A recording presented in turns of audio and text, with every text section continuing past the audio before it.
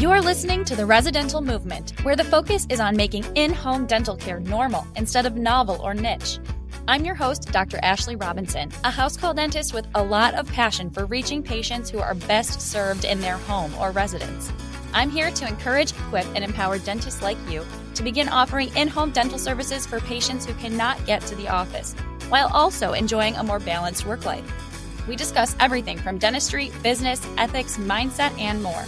Listen in to learn how you can become a part of the residential movement. This past week, I was inducted as a fellow into the American College of Dentists. I was shocked when I first found out that I'd be receiving this honor. I remember back to dental school when some of my faculty had their name, DDS, followed by FACD, embroidered onto their jackets. These faculty were people that I held in very high regard because the American College of Dentists exists to advance excellence, ethics, professionalism, and leadership in dentistry. To me, the most important of those is ethics. Fellowship was a career milestone that I hoped to achieve one day, but I never thought that day would come so soon. I've been practicing for just over 4 years now. Most inductees have been dentists for over a decade, many multiple decades. Beyond an obvious age difference, I was astonished by the accomplishments of the other dentists in the room. One of the fellow inductees was a gentleman who lectures in 3 languages and whose academic publications have been cited more than 2,000 times in just the past 5 years. Another was a woman who's Canada's chief dental advisor or something like that. The fact that I was inducted amongst these amazing colleagues was a huge honor to me.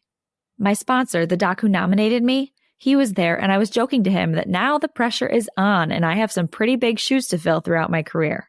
He laughed. He told me to relax and just stay the course with everything I'm working on now. My practice, this podcast, it's all to reach patients who lack access. Anyway, he knows I'm very committed to access and ethics. He just advised me to stay the course. No matter where you are on your house call journey, I want to advise you to do the same.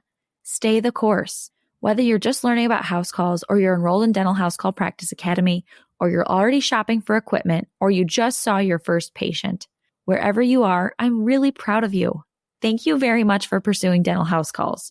Thank you from me, and thank you for all of your patients or future patients and their caregivers.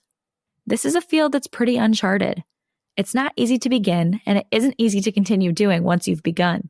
There are many challenges and definitely simpler ways to practice. If you need help setting up your schedule, get my free guide called A Day in the Life of a House Call Dentist at residentialmovement.com/adayinthelife.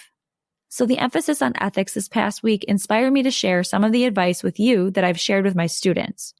Right now, the very first cohort of students are moving through Dental House Call Practice Academy. They recently finished one of the very first lessons about identifying your ideal patient for your house call practice. We spend a lot of time on this podcast talking about who it is that you're looking to serve in your house call practice too. We do so because it's important. Everything we do in our practices should be for our ideal patient. Well, here's the advice I shared with my students, and I wanted to be sure to share it with all of you here. It's strictly my opinion, my 2 cents. Remember, I am not your boss. I want you to become your own boss. But I feel compelled to point out some ethical considerations as you determine your ideal patient for your house call practice, because I really care about all patients getting the best care. In my opinion, dental house calls are like dentures.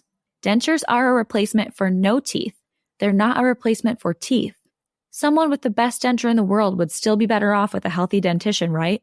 Or even a heavily restored dentition. Dental house call practices are a replacement for the lack of ability to go to the dental office. They're not a substitute for going to the dental office for those who are able. I really believe that if someone can reasonably go to a dental office, they should. From a public health perspective, it's more efficient if traditional practice settings treat as many patients as possible. Beyond that, treatment in a traditional dental office is what's best for most patients. The dental office is where the CBCTs and CERECs live. If someone is your comp patient at home for many, many years and they have OKC, you're probably not going to find it. You're not going to be able to bring a PAN or CBCT up into somebody's 3-story walk-up. As a house call dentist, you can offer a ton of value, but you are limited, and all of your patients should know that your ability to provide care in their home is limited.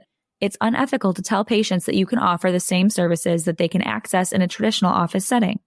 I know that there is a market for convenience. I have patients call my practice looking for convenience all the time. I have no doubt that you'd be able to find plenty of perfectly mobile, healthy people who would pay you oodles of money to take care of all of their dental needs at home just for convenience. But just because there's a market for it doesn't mean that I think you should meet that demand. There's a demand for a lot of not so virtuous things in society, right? Please reserve your in-home services for patients who are best served at home. This was my plea to my students, and I want to make this plea to all of you. Let's always remember to watch out for everyone's best interest. I hope that reminder is helpful as you're determining who your ideal patient is for your dental house call practice, and I hope it comes in handy as you describe to people what it is that you do. So many dentists have never even heard of dental house calls, and one of the most common questions is, who are your patients? Adhering to this advice should hopefully clear that up for them. So what do you think? Are dental house call practices like Dentures? Email me after this episode at hello@residentialmovement.com to share whether you agree or disagree with me. I'd love to know what you think. Again, no matter where you are on your house call journey, thank you for considering offering dental house calls. Whether you decide to pursue in-home dental care or not, please consider supporting those in need of it by contributing to the Home Smile Care Foundation. Visit homesmilecarefoundation.org for more information. Thank you very much for listening today. I really appreciate you. That's a wrap on this episode of The Residential Movement. If you like what you heard today, please leave a 5-star review and subscribe so you don't miss an episode. If you know someone who could benefit from this information, please share this with them. All of these actions help fuel the residential movement. Visit residentialmovement.com for show notes and for access to any links referenced in this episode. Thanks again for listening, Doc. Keep up the good work.